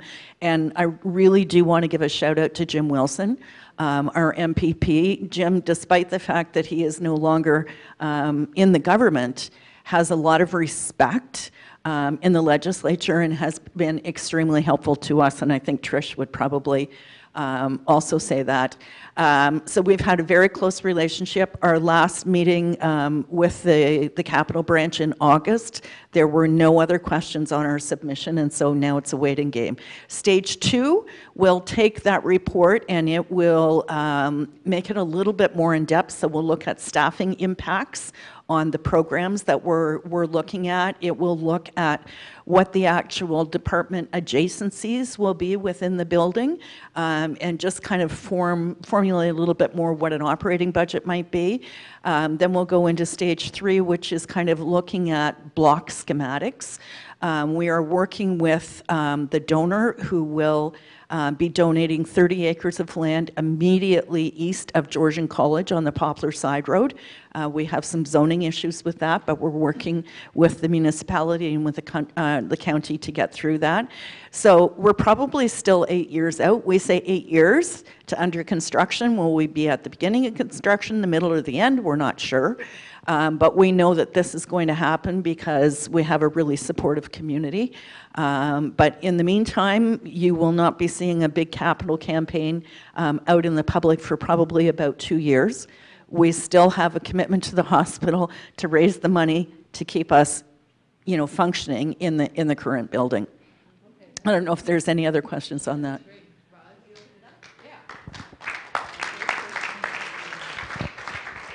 So, questions from you? Can we work together on this?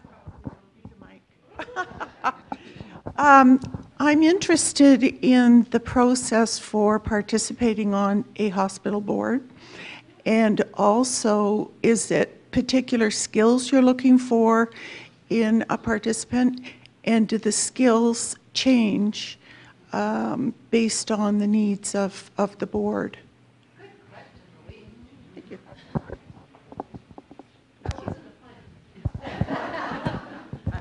I can start on that, and then maybe Barbara, you can add.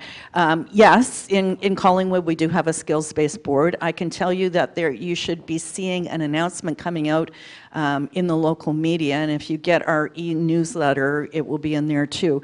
The hospital has to recruit, I believe, 2 more trustees.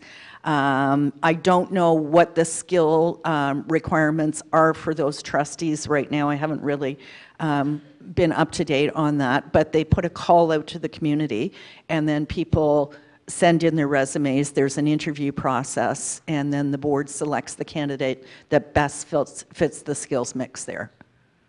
Actually, hospice goes along the same idea. We have a Hospice Georgian Triangle board and a Hospice Georgian Triangle Foundation board. One of our board members is here today, but it's the same idea. You send in your resume. It's what we're looking for on the board is that it's sort of based on maybe who is left or who's coming. Our process is actually, because we're a small community, we often rely on word of mouth. So personal recommendations from other directors who may be leaving the board. But what we're really looking for is a variety of people who have skill sets that will fill out our committee work. So, for example, right now we are establishing 3 new committees within our board. One is a strategy committee for long-range planning. Another one is a financial advisement or investment committee. And we not only use directors that we take onto the board, but we also use community members at large. So they're part of our Friends of the Foundation group. So that opens it up to just about anybody. And then we have one other, our fundraising committee is always changing. But we want people who have a wide background in different areas of skills. And we want youth on our board too. We are looking at the average age of the people on our board is well over 55, and that is often because they're retired.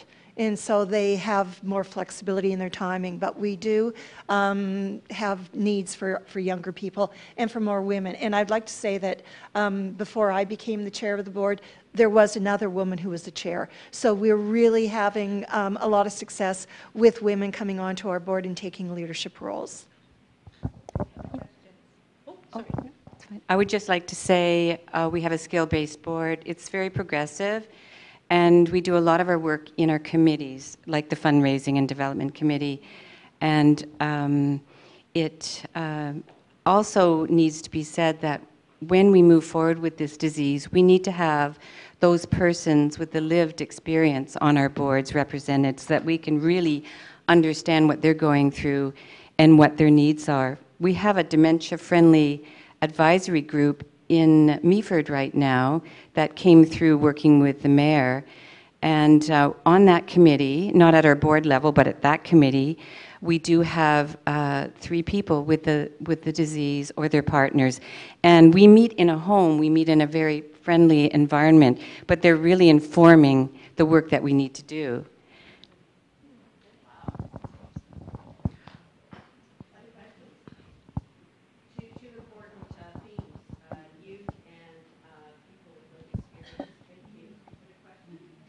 Everybody got a bag, I think, and the purpose of the bag was not just the program, but each of these groups has brought information, and they're at these round tables.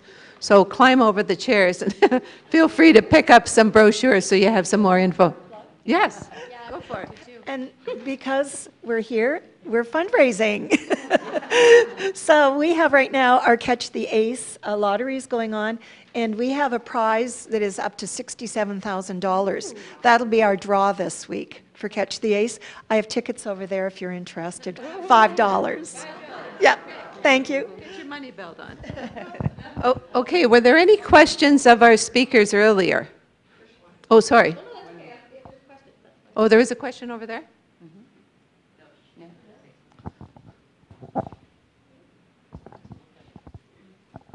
Just of the earlier ones. Sorry, I just wanted to take the time to just talk a little bit about the giving circles. Or we have been blessed at hospice just recently with the 100 Women Who Care, who have, we were chosen as their charity, and I was thinking about the specificness of how specific we needed to be around what we were going to be able to do with the money. And we are going to invest in a couple of really high-end, it sounds kind of boring, but high-end mattresses that will actually help to shift the air underneath people, be able to help move them into bed more easily, to be able to turn them more easily. And it was really important to that group, again, that we be really specific about what our needs were and what that would be used for. And, you know, all of our donors are so generous, and they're so amazing, and they do want to see what you're going to do with that, and they want to understand what that impact is going to be. And I mean, we've had our sanctuary garden that was just built by Ricky Thompson, and there's such an, and the Campbells to begin with, but there's such a numerous amount of giving in this community, and I just wanted to speak to the fact that I think it is getting more specific about what they wanted. They just don't want it to go into a general fund. They want to know, like, what are you going to do with this money? And I think that that's really awesome, actually. Anything else? Yes. I just wondered if you promote people who do give in all these sectors in a public way. I know a lot of people want to be anonymous when they give, obviously what the amount is, but if they were open to their name being out there, people would see it and possibly promote and get the conversation going a bit more about, oh, I didn't know, but I saw and read that you gave to Alzheimer's or the Meaford Foundation. So that's my question. Recognition and acknowledgement. It's very individualized by donor. So that is a conversation when you're making a gift that you should have with the charity that you're supporting. You know, there are all sorts of opportunities to be recognized. We have walls, we have media releases and things like that.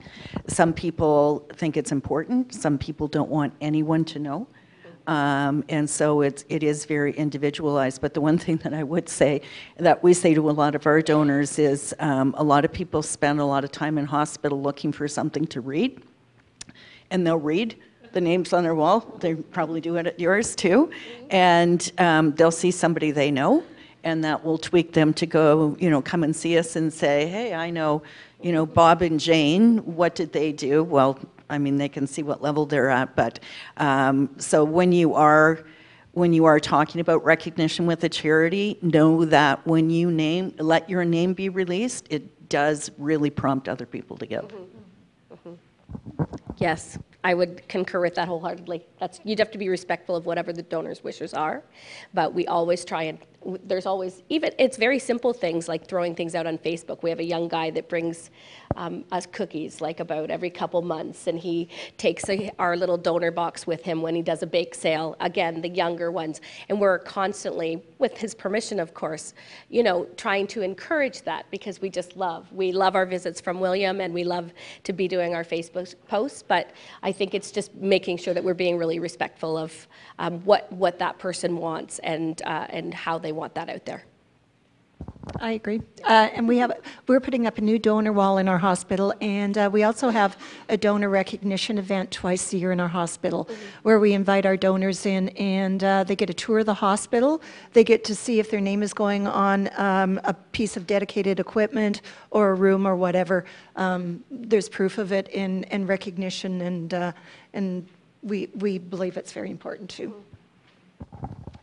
With social media and our newsletter, which is really very progressive, we do make certain we recognize the people that are supporting us. I just want to say one thing about this audience and the women that are here today, and a little bit about thinking about how we attract women to see this as a philanthropic cause, because we need to do the research into women and why we're so disproportionately getting the disease. It isn't just the age difference. There's definitely much more to it. I was shocked when I realized at least 70% of our clients are women. So to do more gender-based research so that we can begin to understand how it's going to affect, most likely you would be getting dementia in your 70s or 80s, and even earlier, much more likely to get that than cancer now. So we really need to have women in a movement of their own, I think, to really move this forward. The research into dementia in women didn't start like in cardiac care, the same things that happen to your heart happen to your head. So we need to embrace all of that and the prevention to get women involved in the events that are active and that we're promoting health and wellness. So I just want to say we really need to look at the new research. We spent a lot of years on tangles and plaques, and now it's the biomarkers. Probably, not in our lifetime, but hopefully a cure will come. And it will be on those biomarkers, so that it'll be much like treating AIDS, how we found a cure for that, and other diseases. So women, you are the caregivers, you are looking after those, and both women that get the disease and our caregivers is an enormous issue in our society now.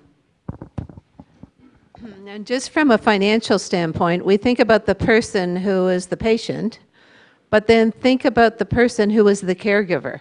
And that's another whole world, and I learned that from you, getting involved with your organization, that supporting the caregiver is really, really crucial. And then, unfortunately, when the person passes on, the grieving process is huge, because that caregiver has given so much. So another topic unto itself. Anybody have questions over here? My jewelry fan. About the money that's raised, how much of the money that's raised goes towards administration, and how much money goes to the actual cause itself?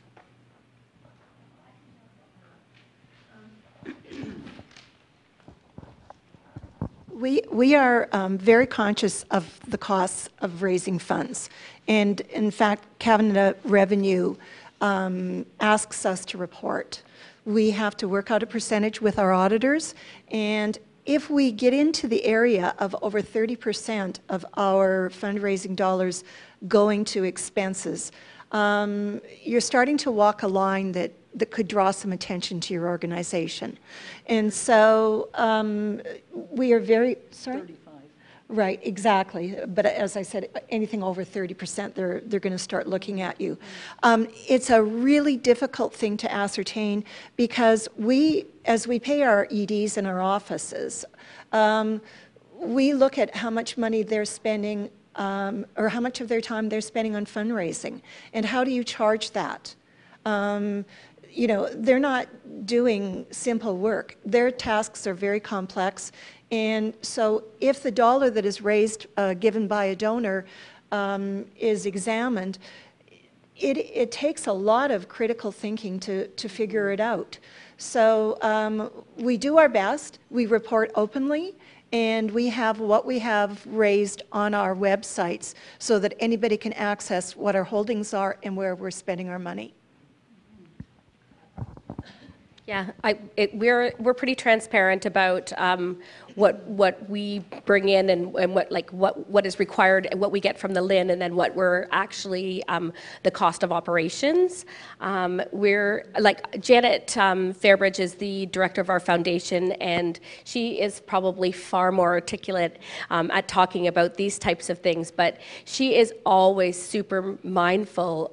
We always talk about care with our donor dollars and making sure that we're getting our best bang for our buck and not using money you know, inappropriately. For instance, today after I'm done here, I'm going to put on my jeans and I'm going to gather up all the pumpkins from last night from our pumpkin walk and deliver those out and about myself, being aware that people, we don't want to have to call somebody in to get those pumpkins for us, and we're always mindful of that people are so generous that we need to be really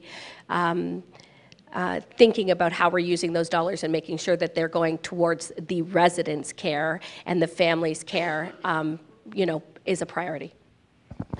I think one thing that people need to understand is that, you know, there's been a focus on cost to raise a dollar over the last, you know, probably 10 years. And charities do not always have the same cost to raise a dollar depending on the cycle that they're in. We belong to the Association for Healthcare Philanthropy, and so we benchmark against other hospitals in Canada, hospital foundations in Canada. We're probably one of the smallest ones that participate in that. So we use this more to benchmark against ourselves. Our board wants to know if we're going into a campaign, what it's going to cost us to ramp up for the campaign. So you will find cycles in charities as to what their cost to raise a dollar is. You will start off, we look at a 5-year average. Our 5-year average rate right now is, I think, 26.3%. So you might think that that's high, but that counts every single cost associated with raising money. And you can do that through this program because it asks you to fill in every single cost. You will find, perhaps next year or the year after, as we cycle up to go into an $80 million campaign, our costs may be up to 30 cents on the dollar. The CRA will flag you at 35 cents. But our board wants to know if we're ramping up and we're spending 30 cents on the dollar, what happens the year after and the year after? What the cost to raise a dollar does not take into consideration is the fact that a lot of charities such as ours work on what we call planned gift expectancies, so working with people to ask them to leave money in their estates for us. That takes time, that takes staff to be able to do that and resources. And also for a large capital campaign, we're going to spend a lot of time working with donors on $1 million plus gifts. That will be where our focus will be next year. So you'll see next year, for example, and Pat knows this because she's on our board, our revenue, our cash is going to drop. Our production, as we call it, so the pledges that we're booking, will build up. So you can't ask a charity, what is your cost to raise a dollar today? It's not fair to them because that depends on the cycle you're in. Thanks, Jory. And then Sharon's going to have the last word. Okay. I just, as a retired fundraising executive, this question used to just drive me crazy. I served also on the board, Association of Fundraising Professionals, Association of Healthcare Professionals, and I have to tell you, if many of you run your own business, and if you ran your business and your total cost to run your business was 25 to 35%, your board of directors and your employees would think that was amazing. But we're asked in this field to raise funds to support things that are important to the whole community, and people get really picky about it. And yes, we are all very conscious. We do not waste. We did not. And I know all of these people sitting here, we're very conscious of the cost. And as very specifically, as Jory said, we all go through cycles. So I think it's really important, and I've had this conversation with lots of business people about if I could come and tell you I could run your business for no more than 35 cents on the dollar, you would be flabbergasted. So please think about it. Thank you. Thank you. Charitable organizations are businesses, and they're run very, very well. Last word. Thank you. I'll just be really brief and simple. One of the things that we find now with associations, say the Heart and Stroke, if you're not at the local level, you don't have that presence. The Ontario Alzheimer's Society gathers money for research, as does the Canadian, and we need that money. But locally, we have a chapter, one of the 30s in the province. We are able to say very confidently, what is raised here stays here. And we find the key to that is women and people that are giving like to know that that is actually happening and makes a difference. Good. Well, thank you all. I hope that you will join me in thanking these extraordinary women for the work that they do. Thank you, Roz. That was fabulous. And take one more look at worth and know that it's not net worth, it's self-worth. And self-worth means feeling really, really good. And so these ladies have told us about their organizations and how we can stay very, very healthy. And if you want to volunteer, their profiles are in your booklet, so you know how to reach out to them. Any kind of volunteering or board work, whatever interests you, you have a good idea of what their organizations are. So please, please step up and do that.